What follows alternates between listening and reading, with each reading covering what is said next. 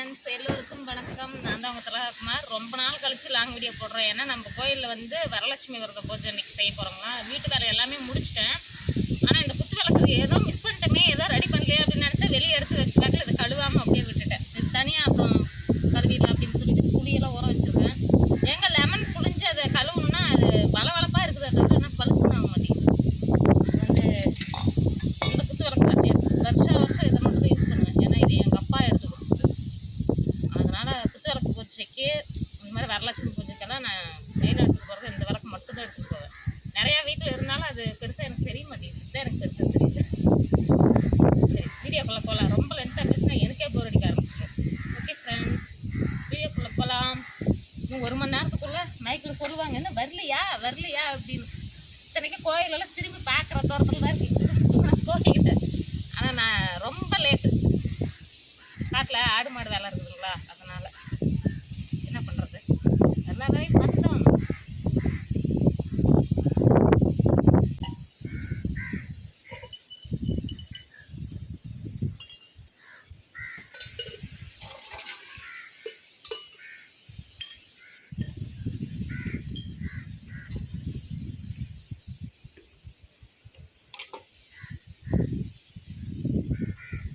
இதுதான் பூஜைக்கான பொருள்.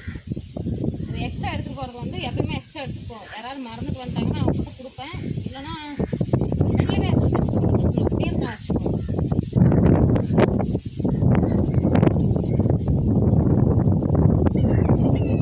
கிளம்பணும்.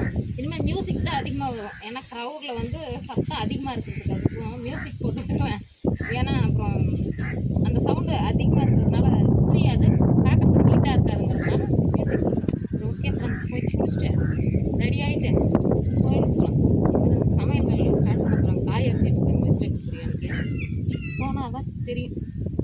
கோயிலுக்கு போன உடனே சமையல் வேலை எல்லாருமே சேர்ந்து முடிச்சுட்டு அதுக்கப்புறம் பூஜையில் உட்காரலான்னு ஒரு 6 மணி போல் எல்லாம் உட்காந்து ஆரம்பிச்சிட்டோம் பூஜையை.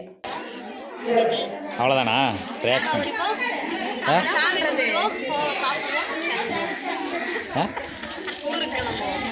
என்ன இருக்கு?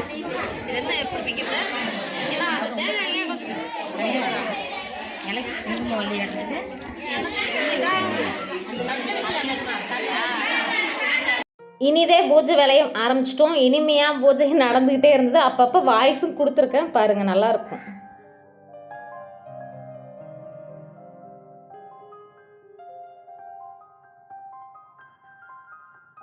யாகம் வளர்த்து அதுக்கப்புறம் தான் பூஜையை ஸ்டார்ட் பண்ணுவாங்களாம். பாட்டு பாடுறதுக்கு எப்பயுமே சரி, என் ஃப்ரெண்டு சௌந்தர்யாவும் அப்புறம் என் தங்கச்சி திவ்யாவும் தான் எப்பயுமே பாட்டு பாடுவாங்க. அந்த வரிகளும் நல்லாயிருக்கும், அவங்க பாடுற அந்த விதமும் நல்லா இருக்குங்கிறதுனால எப்பயுமே அவங்கள தான் பாட சொல்லுவோம். அவங்க பாட்டு பாட பாட பின்னாடி நாங்கள் போற்றிகள் சொல்லிகிட்டே இருப்போம். நம்ம ஊரில் இருந்து வெளியில் வேலைக்கு போனவங்க, ஒசூர், கோயம்புத்தூர், சென்னையில் இருக்கிறவங்க எல்லாருமே இன்னைக்கு பூஜைங்கிறதுனால எல்லாருமே வந்துட்டாங்க. பூஜையெல்லாம் பார்த்துட்டு மறுநாளே கிளம்பிடுவாங்க.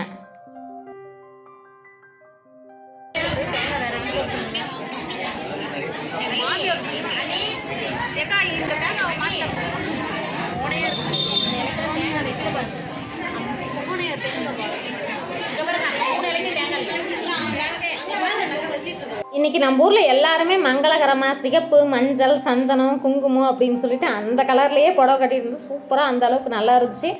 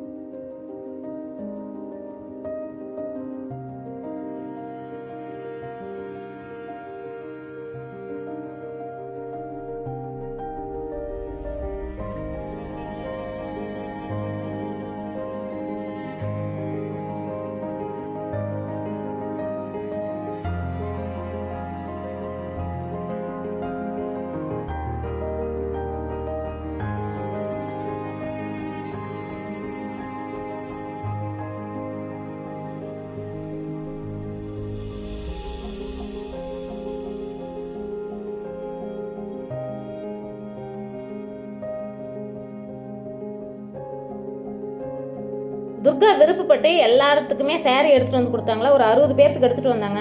6 மணிக்கு ஆரம்பித்து 8 மணிக்கெல்லாம் பூஜையெல்லாம் முடிச்சிட்டோங்களா. ஏன்னா குழந்தைங்களுக்கெல்லாம் பசி எடுத்துக்கும் அப்படிங்கிறதுனால நம்ம அன்னதானம் போடுறது, லேடிஸ் எல்லாருமே சேர்ந்து அன்னதானம் போடுறதுங்கிறதுனால சரி பசங்களுக்கு ஏற்ற மாதிரி மாற்றிக்கலாம் அப்படின்னு சொல்லிட்டு இன்னும் 1 மணி நேரம் நல்லா பூஜையில் உட்காந்துருப்போம்.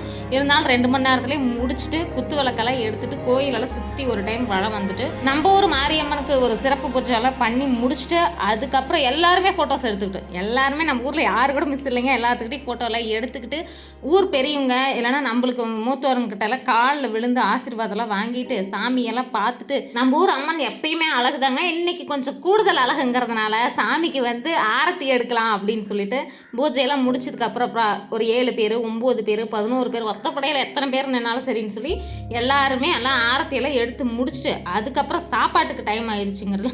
நம்ம யாரும் இன்னும் சாப்பிடல, மற்றவங்கெல்லாம் சாப்பிட்டுட்டாங்களா, சரி நம்மளும் போய் சாப்பிடலாம் அப்படின்னு சொல்லிட்டு எல்லாம் சாப்பிட போயிட்டோம். நம்ம ஊரில் இன்றைக்கி ஸ்பெஷல் என்ன சாப்பாடுன்னா வெஜிடபிள் சாப்பாடு, பொங்கல், சுண்டல், அப்புறம் பஞ்சாமிர்தம், அவள் பொட்டுக்கல்ல இந்த மாதிரிலாம் கொடுத்துருந்தாங்களா. சாம்பார் சாதமும் இல்லைன்னா வடை பாயாசம் அந்த மாதிரிலாம் கூட செய்வாங்க. இன்றைக்கி டைமுக்கு ஏற்ற மாதிரி எல்லாம் மாற்றிட்டாங்களா. நம்மளும் எல்லாம் சாப்பிட்டுட்டு சாப்பிடவே முடியலைங்க. காலையிலேருந்து விரதங்கிறதுனால சாப்பிட முடியல. ஓகே ஃப்ரெண்ட்ஸ், நம்ம ஊரில் வரலட்சுமி விரத பூஜை சூப்பராக முடிஞ்சுது. உங்கள் ஊர்லேயே எப்படின்னு சொல்லி மறக்காமல் கமெண்ட்டில் சொல்லுங்கள். நிறைய குறைகள் இருந்தால் அதுவும் கமெண்ட்டில் சொல்லுங்கள். ஓகே ஃப்ரெண்ட்ஸ், பாய். இந்த வீடியோ பிடிச்சிருந்தா லைக் பண்ணி ஷேர் பண்ணி கமெண்ட் பண்ணுங்கள். மறக்காமத்தில் குமார் சேனலை சப்ஸ்கிரைப் பண்ணுங்கள்.